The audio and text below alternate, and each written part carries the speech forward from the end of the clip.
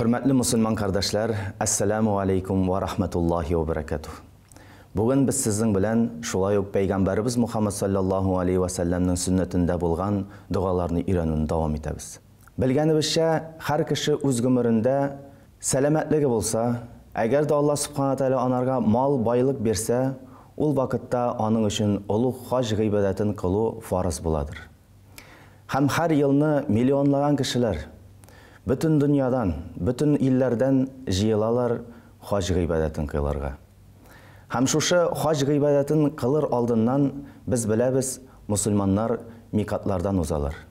Şuşu mikatlarga kelip, Müslümanlar şistarınalar, güsüller kıyınalar, ihramların kiyeler, hem şundan soň 2 rekat namazını kılgandan soň niyetlerin kılalar. Bugün de biz sizin bilen bu niyetini nişik dürüst ettirip kılırga, Peygamberimiz sallallahu aleyhi ve sellem haj niyetin nişik kılganın öğrenip gittik. Bu niyetini Arap dilinde şulay ettirip kılırga gerek.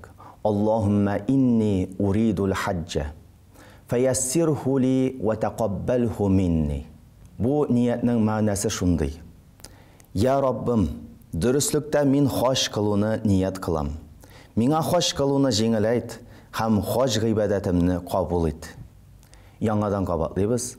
Allahümme inni uridul hacce feyassirhu li ve teqabbelhu minni. Hürmetli Müslüman kardeşler, Allah subhanahu ve teala her birimizge de bu ulug' haj g'iybatlarini qilirga nasiplardan qilsin.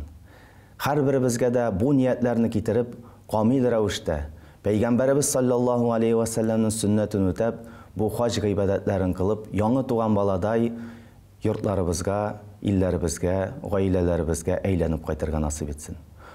Esselamu aleykum ve rahmetullahi ve berekatuhu.